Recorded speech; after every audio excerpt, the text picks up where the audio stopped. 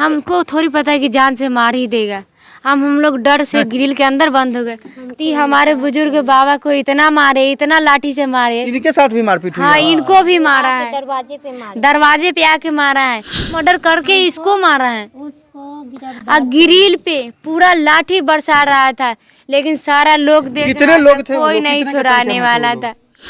अब मार के बाद तो बहुत आदमी होता है, तो उसमें हम कितना कुछ चिन्हेंगे, मगर 5 आदमी थे। अच्छा। हाँ।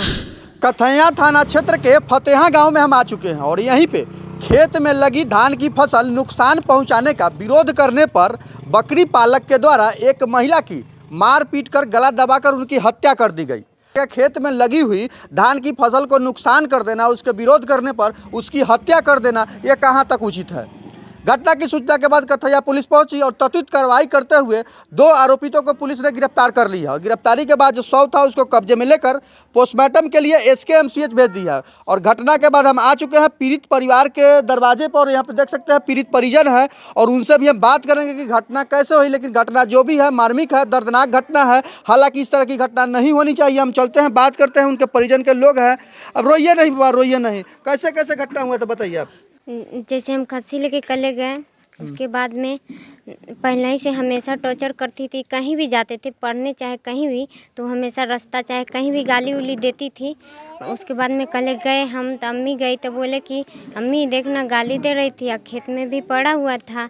तो उसके बाद में ना हम चले, अम्मी बोली जाओ तुम घरे जाओ, तो हम चले आए। उसके बाद में गाली गलौज होते घरे तक आई।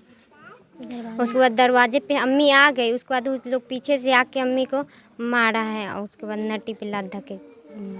तो आप लोग उसका विरोध नहीं किया? आप लोग के सामने उन मार दिया? नहीं, हम नहीं थे, हमारी अम्मी हमको बाजार भेजती थी। अच्छा, घर पे कौन कौन लोग था उस समय? मेरी बहन थी और मेरी भाभी थी और गांव का लोग था। डर से अंदर ग्रिल के अंदर हो गए। डर से हमको थोड़ी पता है कि जान से मार ही देगा। हम लोग डर से ग्रिल के अंदर बंद हो गए। ती हमारे बुजुर्ग बाबा को इतना मारे, इतना लाठी से मारे। इनके साथ भी मारपीट हुई? हाँ, इनको भी मारा है, दरवाजे पे आके मारा है। तो इसको मारने के बाद उसको मर्डर करके इसको मारा है। और ग्रिल पे पूरा लाठी बरसा रहा था, लेकिन सारा लोग देख कितने रहा लोग था, थे? कोई नहीं छुड़ाने वाला था। कितने के संख्या में वो लोग थे? 5 आदमी थे। क्या हुआ था? 5 आदमी। अच्छा। अब मार के बाद तो बहुत आदमी होता है, तो उसमें हम कितना कुछ चिन्हेंगे, मगर 5 आदमी थे।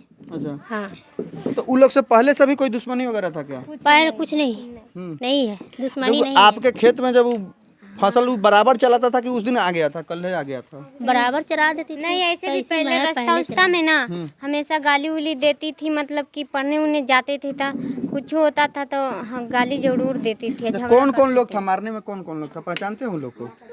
हाँ, एगो शाहजहाँ थी, उसकी लड़की रेशमा थी, एगो मजबूल खातून राजू की वाइफ थी और उसकी बेटी थी, एगो मैरुल निशा थी।